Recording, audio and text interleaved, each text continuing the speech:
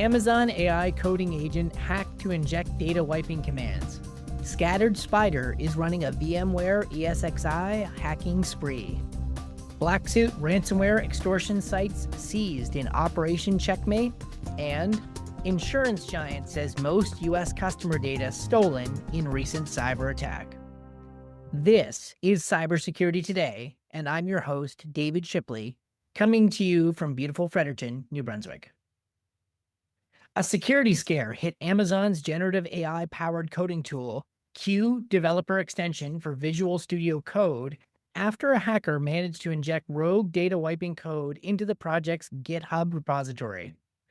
Available on Microsoft's Visual Studio Code marketplace, Amazon Q has racked up nearly 1 million installs. It helps developers code, debug, and write documentation and set up configurations powered by generative AI. But on July 13th, a GitHub user going by the alias LKeyManka58 submitted a pull request that slipped past Amazon's defenses. Due to what's believed to be a misconfigured workflow or weak permissions management, the malicious code was merged into the official project. The hacker's code didn't execute successfully, thankfully, but it contained a prompt designed to wipe systems and cloud resources. A message, it seems, meant to highlight weaknesses in how AI development tools are secured. Amazon was unaware of the breach and had published a compromised version, 1.84.0, to the VSC marketplace on July 17th, making it publicly available to its user base. It wasn't until July 23rd that Amazon received word from security researchers that something was wrong. The company launched an investigation and, to its credit, released a clean update, version 1.85.0, just 24 hours later. An Amazon spokesperson confirmed the breach to Bleeping Computer, stating, quote, "Security is our top priority. We quickly mitigated an attempt to exploit a known issue in 2 open source repositories. No customer resources were impacted," end quote. A deeper forensic analysis by AWS Security revealed that the injected code was targeting Q Developer CLI command execution. The company revoked credentials, removed the unauthorized code, and reissued the extension. Amazon insists that because the code was improperly formatted, it posed no actual risk. However, some researchers have said the code could run, though it still caused no damage. Still, all of this is the cyber equivalent of 2 planes getting way too close together in airspace. It's a serious incident and needs to be avoided in the future at all cost.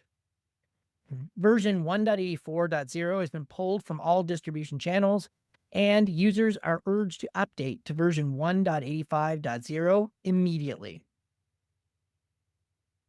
One of the most sophisticated and rampant cybercrime groups, Scattered Spider, is once again making headlines, this time for precision-targeted attacks on VMware's ESXI hypervisors across U.S. organizations in the retail, airline, transportation, and insurance sectors.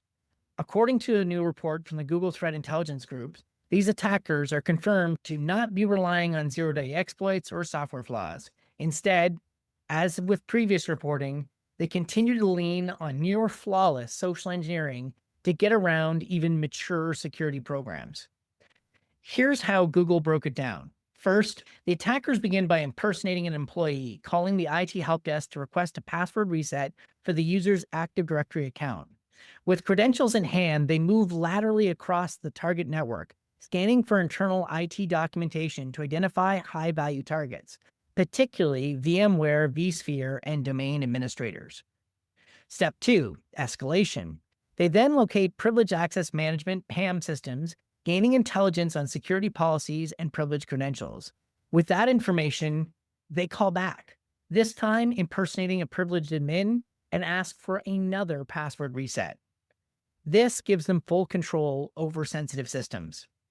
Next, they target the VMware vCenter server appliance to control the company's entire virtual infrastructure, including the ESXi hypervisors that run all virtual machines on physical servers. At this level, attackers enable SSH on the ESXi hosts, reset root passwords, and execute a disk swap attack. This technique allows them to extract the ntds.dit Active Directory database by detaching virtual disks from domain controller VMs and attaching them to attacker-controlled instances, copying the data before restoring the original setup. Step 4, and this is particularly awful, backup destruction. Scattered Spider doesn't stop there. With the control of the hypervisor, they wipe backup systems, delete snapshots, and erase repositories, cutting off possible chances for recovery. Step 5, ransomware deployment. Finally, using SSH access, they deploy ransomware binaries across the infrastructure, encrypting all virtual machine files in the data store. According to Google, a full attack chain from initial access to ransomware deployment can unfold in just a few hours. Quote, they're gaining unprecedented control over entire virtualized environments, bypassing in-guest security controls entirely, said a Google spokesperson.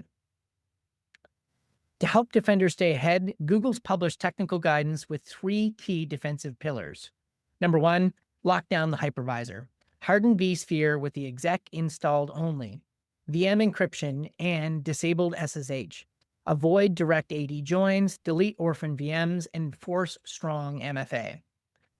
2, isolate and authenticate. Use robust multi-factor authentication for all access points. Isolate tier 0 assets like domain controllers and backups from the systems they secure. Lastly, detect and recover. Standard advice here, centralize logs in a SIEM and alert on key behaviors. Maintain immutable air gap backups and test recovery against hypervisor level compromise.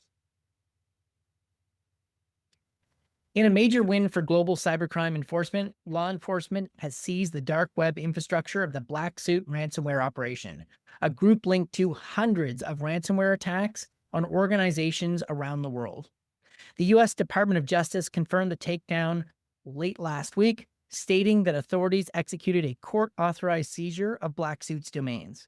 The gang's Onion dark websites now display a seizure banner from the U.S. Homeland Security investigations, revealing the operation, codename Operation Checkmate, involved coordinated international law enforcement action.